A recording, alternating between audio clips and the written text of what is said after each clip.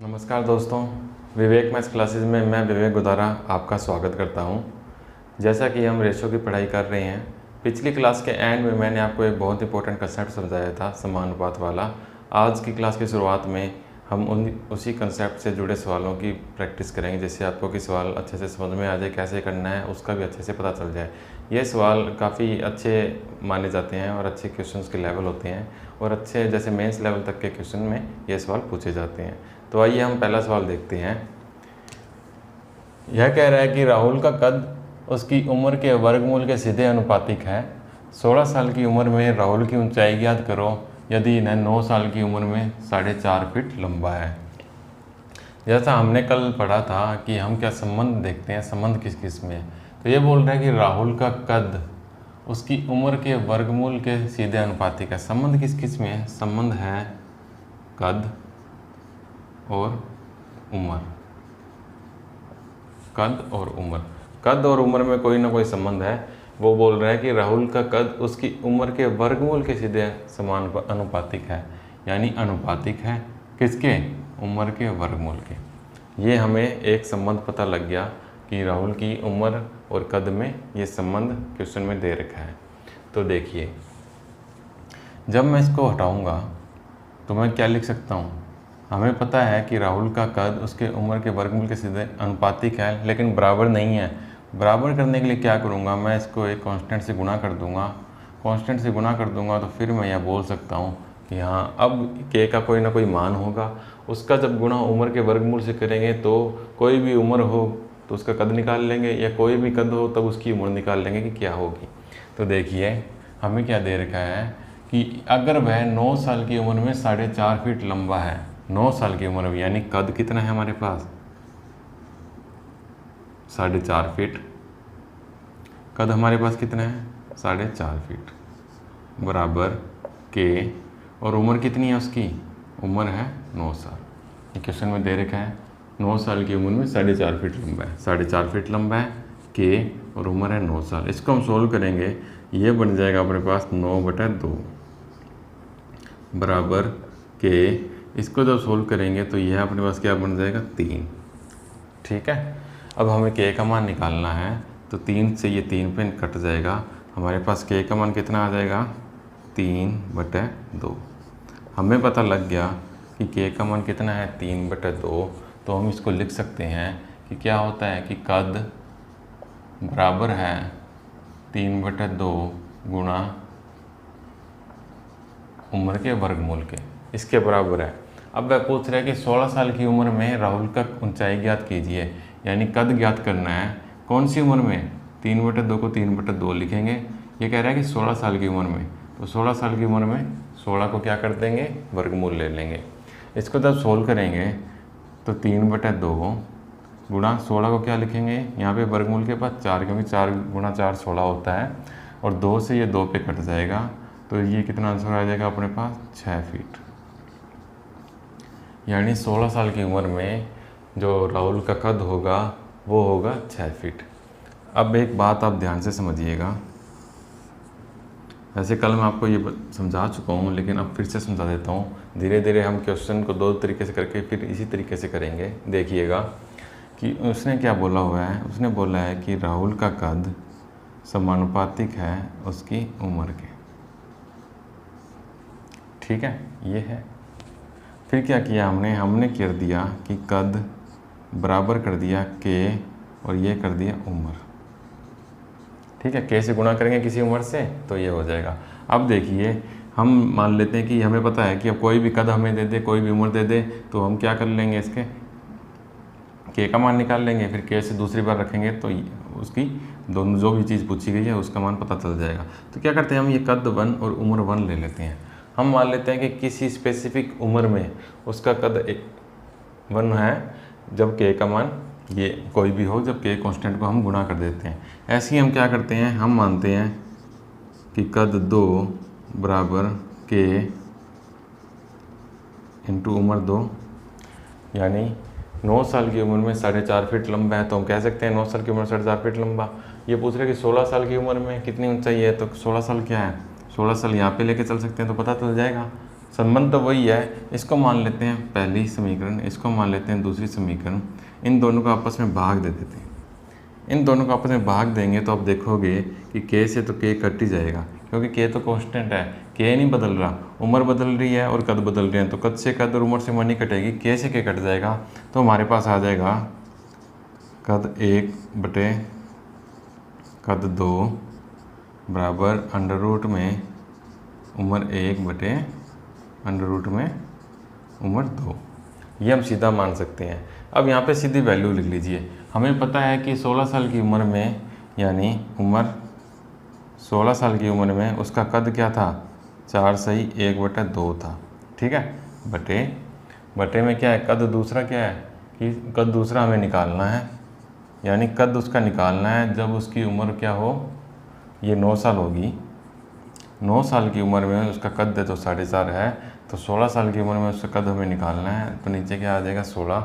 जब इसको सोल्व करेंगे, मैं यहाँ पे बता देता हूँ, तो इसको क्या लिखेंगे हम, 9 बटे 2 बटे कद 2 बराबर 9 का वर्गमूल कितना आ जाएगा 3, और ऐसे ही 16 का वर्गमूल कितना आ जाएगा हमारे पास 4।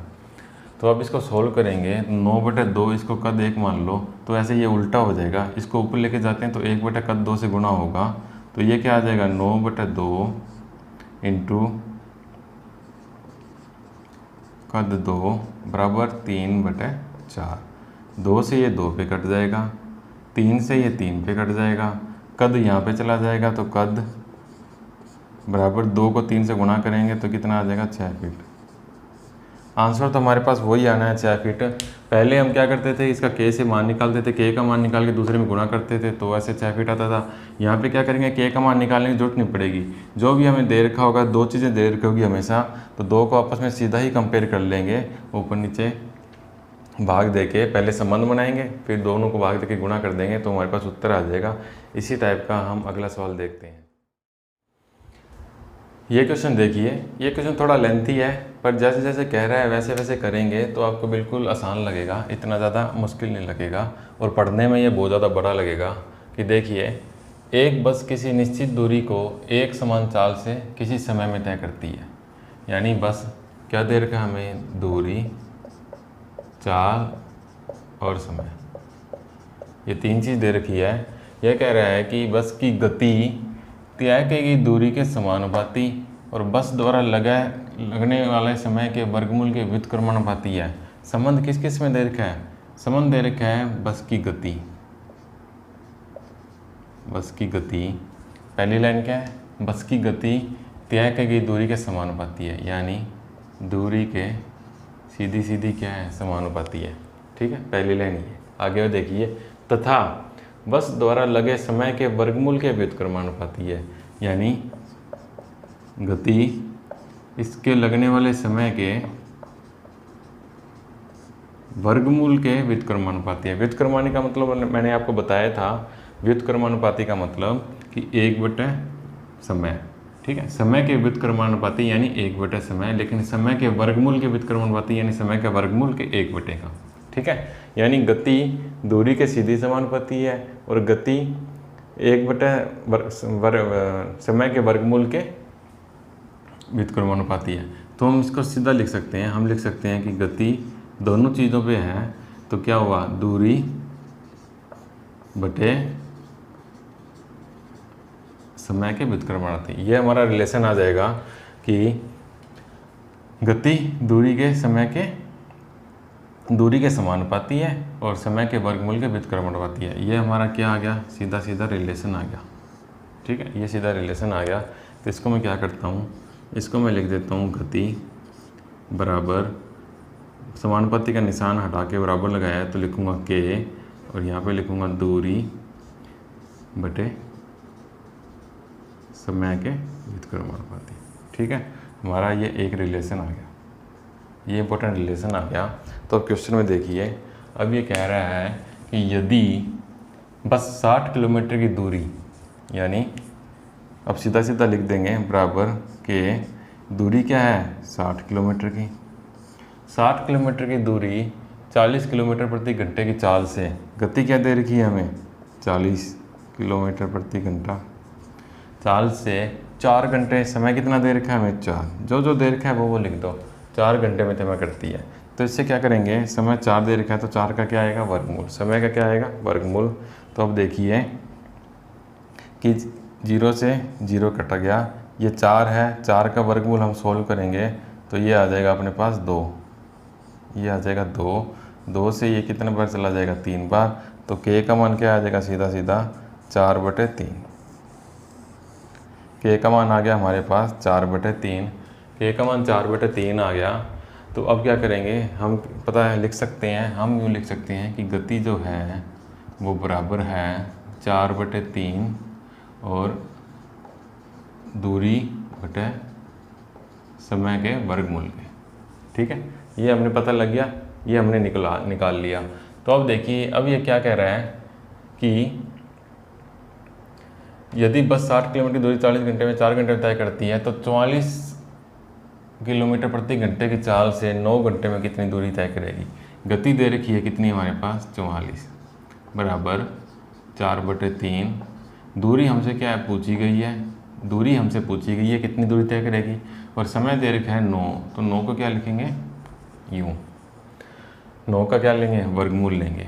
तो देखो 4 से 11 पे कट गया, तो 11 बराबर दूरी बटे ये 3 इंटू 9 का वर्गमूल भी कितना आ जाएगा 3, ये 3 3 9 आ जाएगा, ये इधर जाएगा तो दूरी बराबर हो जाएगी 99 किलोमीटर। ये हमारा क्या आ गया, यही हमारा आंसर है। ठीक है, ये तो के का मान निकाल के हमने यूँ कर लिया। यदि हम के का मान नहीं निकालना चाहिए, बेसिक तो पता होना चाहिए, आगे क्वेश्चन में बेसिक भी लग सकता है, तो इसके लिए हम क्या करेंगे, के का मान ना लगाना पड़े, हमें के का मान ना निकालना पड़े, डायरेक्ट सवाल को करने के लिए हम क्या करते हैं, हम संबंध देखते हैं। हमें पता है कि बस की गति का संबंध है दूरी से, और व्युत्क्रमानुपाती क्या है, समय के वर्गमूल के व्युत्क्रमानुपाती है। तो क्या करेंगे, हम इनको लगा देंगे 1 1 और 1। हम एक दूसरी समीकरण भी लिखते हैं, गति समानुपाती, गति 2 समानुपाती दूरी 2 बटे √ समय 2। ठीक है, तो अब देखिए हम क्या करते हैं, इन दोनों का भाग दे देते हैं। भाग दे देंगे तो समानुपाती का निशान हट जाएगा, क्योंकि पता है कि बराबर के आता है, तो ये सीधा बराबर लग जाएगा। तो देखिए ये 1 बटे ये 1 बटे, तो ये ऊपर जाके उल्टा हो जाएगा। तो हम लिख सकते हैं गति 1 बटे गति 2 बराबर दूरी 1 बटे दूरी 2, क्योंकि ये उल्टा हो जाएगा ना, और √ यहाँ पे क्या आ जाएगा अपने पास समय 2, और यहाँ पे क्या आ जाएगा अपने पास समय 1। ठीक है, अब जो क्वेश्चन में दे रखा है वो मान रख लेंगे। गति 1 से स्टार्ट करते हैं, ये कह रहा है कि 60 किलोमीटर 40 किलोमीटर की चाल से, यानी गति क्या लिख देंगे 40 बराबर दूरी कितनी लिख देंगे 60 किलोमीटर, और इंटू समय 2 कितना है, समय 2 क्या है कि 44 किलोमीटर की चाल से 9 घंटे में कितनी दूरी करेगा। समय 2 कितना है अपने पास √ में 9 बटे में क्या है दूरी दूसरी कितनी है, दूसरी दूरी हमें निकालनी है, इंटू समय पहला कितना है, पहला समय हमारे पास है 4 घंटे, इसको क्या लिखेंगे √4, और इसके बटे में गति दूसरी कितनी है, दूसरी गति है हमारे पास 44। ये हमारे पास सीधा सीधा मान आ गया, ये हम सीधा सीधा लिखते हैं। अब इसको सॉल्व करेंगे, इसको सॉल्व करेंगे, ये 1 1 0 चली जाएगी, ये 4 से नीचे 11 पे कट जाएगा। इसको सॉल्व करेंगे तो ये कितना आ जाएगा ऊपर हमारे पास, ये गुणा 3 आ जाएगा, और ये कितना आ जाएगा, ये गुणा 2 आ जाएगा। 2 से ये 3 पे कट जाएगा, 3 × 3 9 हो गया, ये 11 है, दूरी को यहाँ लिखेंगे, ये आ जाएगी हमारे पास दूरी बराबर 11 को इधर मल्टीप्लाई करेंगे तो ये हमारे पास आ जाएगी 99 किलोमीटर। तो आंसर हमारे पास वही आ गया 99 किलोमीटर। के का मान नहीं निकालना पड़ा। ये जब 2-3 चीज़ें आ जाती हैं तो स्टूडेंट कई बार पजल हो जाता है, तो के का मान निकाल के कर लीजिए, वो भी इजी रहेगा, और ये सीधा सीधा कर लीजिए तो भी इजी रहेगा। चूज़ आपको करना है कि कौन सा लगाएं, मेथड कौन सा करें जो जिससे प्रैक्टिस अच्छे से हो जाए, जो आपसे बहुत अच्छे से क्वेश्चन हो सके जिस तरीके से, वो तरीका आप यूज़ कर सकते हैं। सवाल को करने के ये 2 तरीके होंगे। चलिए हम अगले सवाल की तरफ बढ़ते हैं। तो आइए अगला क्वेश्चन देखते हैं कि बिना किसी डिब्बे के एक भाप इंजन की चाल 24 किलोमीटर है। यानी भाप इंजन की चाल दे रखी है हमें 24 किलोमीटर पर घंटा बिना किसी डिब्बे के। एक ट्रेन है, उसमें डिब्बे जोड़े जाते हैं, तो बिना किसी डिब्बे के 24 किलोमीटर प्रति घंटा चाल है। इंजन की गति में कमी डिब्बों की संख्या के वर्गमूल के समानुपाती है। हमें संबंध मिल गया कि इंजन की गति में कमी समानुपात है जो डिब्बे जोड़े जाएंगे डिब्बों की संख्या के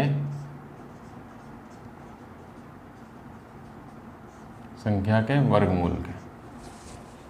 ठीक है, ये क्वेश्चन में बोला हुआ है, सिंपल सी बात है। हम सबसे पहले क्या देखते हैं, संबंध देखते हैं। हमें बता दिया गया है कि इंजन की गति में कमी डिब्बों की संख्या के वर्गमूल के समानुपाती है। यदि 4 डिब्बे जोड़ दिए जाएं तो चाल 20 किलोमीटर प्रति घंटा बन जाती है। तो समझिएगा, हमें पता है कि गति में कमी, तो मैं यहाँ लिख देता हूँ सीधा कमी समानुपाती का निशान हटाऊंगा, बराबर के इंटू क्या हो जाएगा, डिब्बों की संख्या। ये हो जाएगा कि नहीं हो जाएगा? ठीक है, ये हो जाएगा। उसके बाद देखिए क्या बोल रहा है, यदि 4 डब्बे जोड़ दिए जाते हैं, यदि 4 डब्बे कितने जोड़ दिए हमने, 4, तो इंजन की चाल है जो 20 किलोमीटर हो जाती है। लेकिन हमें क्या पता है कि हमें कमी निकालनी है, इंजन की गति में कमी। तो पहले इंजन कितने गति का चल रहा था, 24 किलोमीटर का आवर का चल रहा था, और उसके बाद जब उसमें 4 डब्बे जोड़ दिए जाते हैं तो उसकी गति हो जाती है 20 किलोमीटर प्रति घंटा। तो हमें गति की कमी है, जो वो गति की कमी कितनी हुई, 4 नहीं होगी, 24 में से 20 घटा देंगे तो 4 ही आएगा। पहले चल रहा था 24 किलोमीटर प्रति घंटा जब कोई भी डब्बा जोड़ा नहीं गया था। ठीक है, अब डब्बे 4 जोड़ दिए गए हैं, तो ये कमी हमें लेनी है गति में। तो गति में कमी कितनी आ गई, जब 20 जा रहा है तो 4 की कमी आ गई। 4 की कमी आ गई तो हम क्या कर लिख सकते हैं, 4 बराबर के, इसको क्या लिख सकते हैं, 2 से 2 कैंसिल हो गया, तो के बराबर हमारे पास कितना आ गया, 2।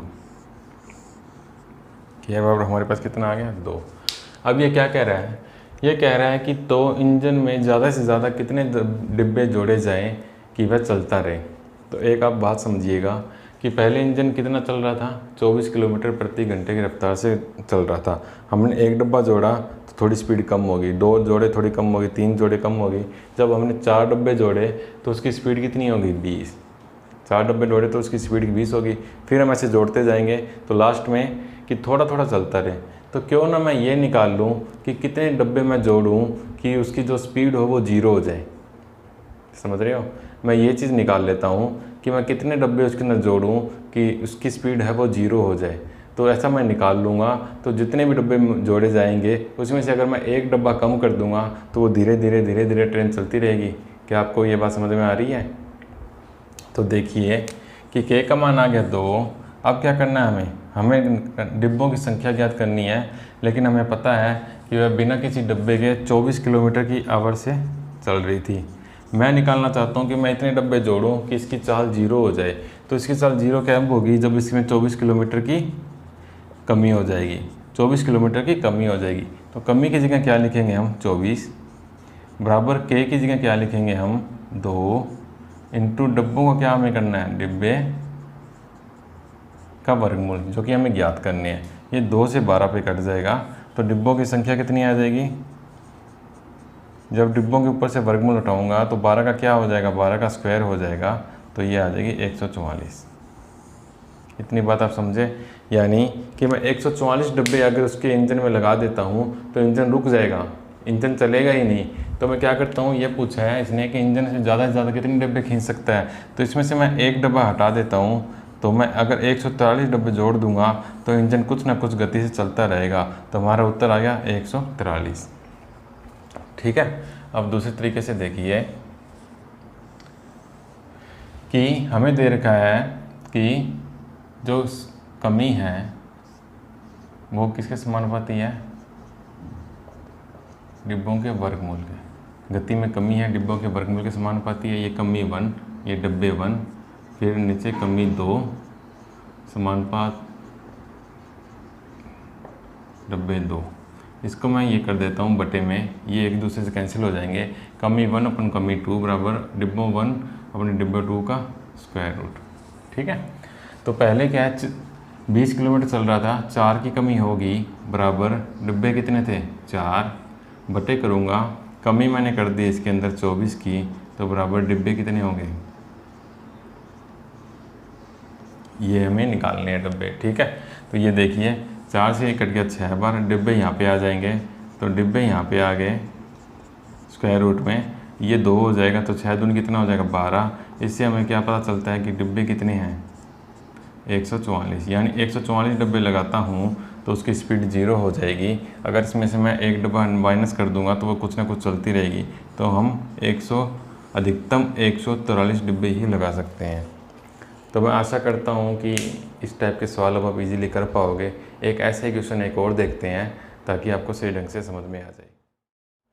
चलिए अगला क्वेश्चन देखते हैं। ये क्वेश्चन बिल्कुल ही जो पिछला क्वेश्चन किया है बिल्कुल वैसा सेम टू सेम है। ये प्रैक्टिस के लिए हम कर रहे हैं, इसको हम थोड़ा सा जल्दी करने की कोशिश करेंगे। यह कह रहा है कि एक इंजन रेल के डिब्बे के बगैर 36 किलोमीटर की चाल से चल सकता है। इंजन की गति में कमी के साथ लगाए गए डिब्बों के वर्गमूल के समानुपाती है। 9 डिब्बों के साथ उसकी गति 30 किलोमीटर हो जाती है, तो डिब्बों की अधिकतम संख्या ज्ञात कीजिए जिससे कि इंजन चल पाए।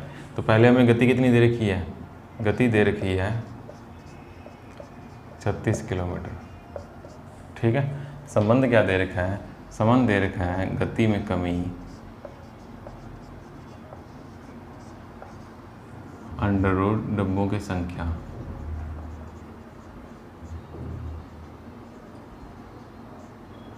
ठीक है, हमें ये चीज़ दे रखी है और पूछ रहा है कि जब 9 डिब्बे लगाते हैं तो उसकी गति 30 किलोमीटर हो जाती है, तो डिब्बों की अधिकतम संख्या ज्ञात करें जिससे इंजन चल पाए। तो वही है कि गति में कमी 1। मैं दूसरे तरीके से सीधा करता हूँ, केवल तरीके से आप घर पे प्रैक्टिस कीजिएगा। ये 1, इसके नीचे मैं क्या लिख दूँगा, गति में कमी 2 समानुपात अंडर रूट डिब्बों की संख्या 2। ये हट जाएगा, ये कितना आ जाएगा बराबर, ये ऐसे आ जाएगा। मैंने आपको बता रखा था गति में कमी कितनी होगी, 36 चल रहा था 30 पे आ गया, तो कमी होगी 6 की। डब्बे कितने लगाए थे हमने 9, तो अंडर रूट आ जाएगा 9 बटे कमी कितनी करें, जब हम 36 की कमी करेंगे तो इंजन चल ही नहीं पाएगा क्योंकि 36 0 इंजन हो जाएंगे। उसके बाद नीचे क्या है, अंडर रूट डिब्बे। ठीक है, ये 9 है, जब इसका अंडर रूट हटाएंगे तो ये हमारे पास 3 हो जाएगा।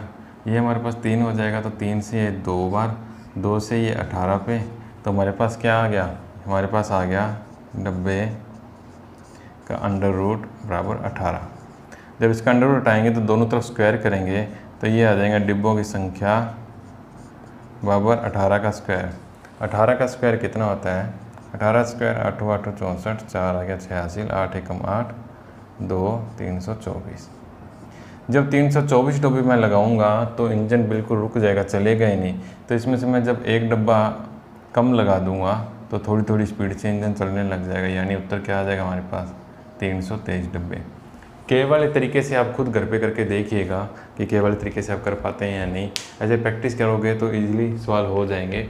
एक इसका हम लास्ट क्वेश्चन देखते हैं, वो क्वेश्चन थोड़ा अच्छा है, उसको बेसिक मेथड से किया जाएगा। चलो अगले क्वेश्चन की तरफ चलते हैं। तो आइए अगला क्वेश्चन देखते हैं। यह क्वेश्चन थोड़ा लेंथी है, थोड़ा ध्यान से समझिएगा। यह कह रहा है कि वस्तुओं के उत्पादन पर उत्पाद शुल्क वस्तुओं की उत्पादित संख्या के वर्ग के व्युत्क्रमानुपाती है। हमें शुरुआत में ही संबंध दे दिया। संबंध क्या दे दिया कि कोई कंपनी है वस्तुओं का उत्पादन करती है तो उसको कुछ उत्पाद शुल्क देना पड़ता है। तो जो शुल्क है वो समानुपाती है 1 बटे उत्पादित वस्तुओं की संख्या।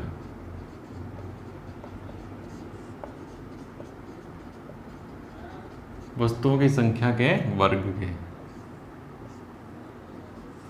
ठीक है, पहली लाइन में संबंध दे दिया हमें कि जो कंपनी है वो वस्तुओं का निर्माण करती है, तो जितनी संख्या में वस्तुओं का निर्माण करेगी उसके वर्ग के व्युत्क्रमानुपाती में शुल्क देना पड़ेगा। ठीक है, यानी जो शुल्क लगेगा वो वस्तुओं की उत्पादित संख्या के वर्ग के व्युत्क्रमानुपाती है। तो वो कह रहे हैं कि उसे कुछ कर उत्पादन शुल्क के रूप में देना पड़ता है। यदि वह कंपनी उत्पादित वस्तुओं की संख्या को 4:3:1 में बांट कर प्रत्येक संख्या पर कर दे तो 6670 रुपया कर अधिक देना पड़ता है। समझिएगा कि हमें नहीं पता, हमें दे रखा है कि वह कुछ वस्तुओं की उत्पादन करता है। मान लो कि x वस्तुओं का उत्पादन करता है, फिर वो इन्हीं x वस्तु को 4:3:1 में अलग अलग बना के अलग अलग जगह कर देता है। ठीक है, तो मैंने आपको बताया हुआ है कि कभी भी ऐसा हो हमें टोटल मानना पड़े तो इसने अनुपात ही दे दिया कि 4:3:1 में जो वस्तुएं थी कुल उसको बांट लेता है। तो हम क्यों ना इसको मान ले कि ये 8 है। 8 कैसे कि 4+3+1, 4+3+1 टोटल वस्तुएं हमारे पास कितनी होगी 8। इन 8 वस्तुओं को इसने 4, 3 और 1 में बांट लिया। हम ये मान सकते हैं क्योंकि अनुपात ही है ना, तो हम ये मान सकते हैं। तो देखिए ये दे रखा है, इसको मैं शॉर्ट क्या लिख सकता हूँ, इसको मैं लिख सकता हूँ शुल्क बराबर k बटे संख्या का स्क्वायर। ठीक है, अब मैं जानता हूँ यदि मैं 8 वस्तुएं एक साथ बनाता तो मुझे कितना कर देना पड़ता। तो मेरे को शुल्क लगता, शुल्क बराबर k हमें पता नहीं तो हम सीधा k का k लिख लेंगे। संख्या कितनी है 8, 8 का स्क्वायर कितना हो जाएगा 64। ये हमारे पास आ गया पहला। ठीक है, अब मैंने क्या किया, अब मैंने इसको बांट दिया, 8 वस्तुओं को 4:3:1 में बांट दिया। तो पहले मैं जब 4 वस्तुएं बनाऊंगा तो इसी तरीके से मुझे जो शुल्क देना पड़ेगा वो शुल्क कितना देना पड़ेगा k बटे 16, यही देना पड़ेगा। 4 वस्तुओं के लिए शुल्क, एक वस्तु 8 वस्तुओं पे जब इतना है तो 4 वस्तुओं पे कितना होगा k बटे 16। ऐसे ही मुझे 3 वस्तुओं के कर कितना देना पड़ेगा, मुझे ये कलर देना पड़ेगा k बटे 9, यह मेरे को k बटे 9 देना पड़ेगा। ऐसे ही एक के लिए मुझे कितना कर देना पड़ेगा k बटा 1, ऐसे ही एक के लिए मुझे कितना कर देना पड़ेगा k बटा 1। अब ये क्वेश्चन कह रहा है कि यदि मैं अलग अलग ये वस्तुएं बना के जितना शुल्क मेरे को देना पड़ता है इन तीनों को जोड़ के वो इससे 6670 रुपये अधिक है, तो क्यों मैं इन तीनों को जोड़ के उसमें से अगर ये घटा दूंगा तो मेरे को पास 6670 रुपये नहीं आ जाएगा। क्वेश्चन का मतलब यही हुआ।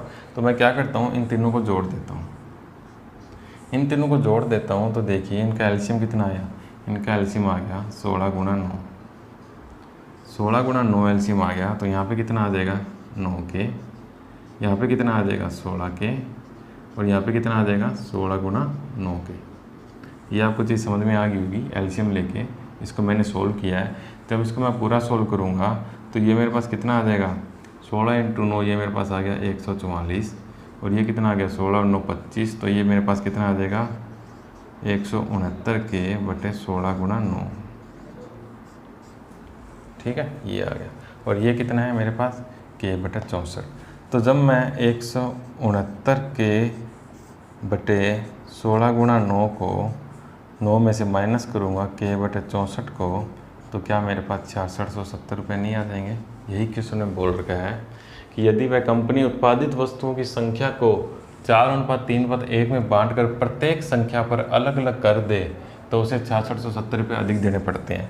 हमने निकाल लिया कि एक वस्तु का कर इतना, इस वस्तु का कर इतना, एक पे इतना, इन तीनों को जोड़ लिया, इसमें से पुरानी वाली वस्तु के कर को घटा दिया जो कि 8 थी, तो फिर ये आंसर आया। अब यहाँ से मैं k के मान को सोल्व करता हूँ तो यहाँ से मैं एलसीएम लूँगा तो मेरे पास एलसीएम कितना आ जाएगा 64 × 9, 64 × 9 मेरे पास एलसीएम आ गया। तो ये क्या हो जाएगा, यहाँ पे मैं क्या लिख सकता हूँ, इसको लिख सकता हूँ 179 × 4k माइनस ये 64 से 54 हो जाएगा 9k। ठीक है, ये आप कैलकुलेशन करके देखिएगा, यही आएगा। मैंने ये कैलकुलेशन कैसे किया, ये देखो, ये 16 को क्या लिख सकता हूँ मैं 4 × 4, 9 को क्या लिख सकता हूँ 3 × 3 और 64 को क्या लिख सकता हूँ 4 × 4 × 4। ये मैं जब एलसीएम एचसीएफ करवाऊँगा तो आपको बता दूंगा कैसे लिया जाता है। तो 4 की कितनी वैल्यू है 3, तो 3 वाली लेंगे। 3 की अधिकतम कितनी वैल्यू है 2, तो ये 2 वाली लेंगे। तो 4 × 16 × 64 और ये 9, इसलिए मैंने एलसीएम सीधा लिख लिया 64 × 9। अब ये 16 × 9 है, इसको 64 × 9 में जब भाग दूंगा तो ये 9 से 9 कट जाएगा, 64 में 16 का भाग दूंगा 4 बचेगा, इसलिए मैंने इसको 4 से गुणा कर दिया। और यहाँ पे 64 × 9 है तो 64 से 64 कट जाएगा, 9 बचा, इसलिए k को 9 से गुणा कर दिया। ये आ गया अपने पास। इसको मैं सही ढंग से लिख देता हूँ, आपको अच्छे से समझ में आ जाएगा। मैं इसको लिख देता हूँ अलग से कि मेरे पास कितना रह गया, गुणा 4 के माइनस 9 के बटे 64 गुणा 9 बराबर कितना आ गया 6670। जब इसको गुणा करके सोल्व करोगे तो हमारे पास आ जाएगा ये 66 के बटे 64 गुणा 9 बराबर 6670। अब जब मैं इसको 667 से ये कितने पे कट जाएगा, 10 पे कट जाएगा, ये उधर चला जाएगा, तो हमारे पास के का मान कितना आ गया, के का मान आ जाएगा 10 गुणा 64 गुणा 9। यह हमारे पास के का मान आ गया। अब हमें पूछा है कि वह कंपनी से पहले कितना कर चुकाती थी। जब पहले वो वस्तुओं का उत्पादन कर रही थी, जब कितना कर चुका रही थी, तो हमने माना था कि पहले वो 8 वस्तुओं का उत्पादन कर रही थी। 8 वस्तुओं के लिए उसको शुल्क कितना देना पड़ रहा था, के बटे 64। हमारे पास के का मान आ गया। इसमें जब 64 का भाग दे देंगे, इसमें जब 64 का भाग दे देंगे तो हमारे पास उसका कर की वैल्यू आ जाएगी। तो ये हमारे पास आ जाएगा 90। यही आंसर है कि इसको पहले 90 कर देना पड़ रहा था। अब स्टूडेंट्स, मैं आशा करता हूँ कि आपको रेशो अच्छे से समझ में आ रहा होगा। इस टाइप के क्वेश्चन जब रेशो कंप्लीट हो जाएगा तो जब मैं 1-2 क्लास लूँगा उसके अंदर काफ़ी क्वेश्चन ऐसे करवा दूँगा प्रैक्टिस आपको फिर से। और आज के लिए बस इतना ही। कल हम इनकम और एक्सपेंडिचर वाले सवाल करेंगे, यानी आय और खर्च से जो संबंधित सवाल आते हैं वो सवाल करेंगे। तो आज के लिए इतना ही। ओके।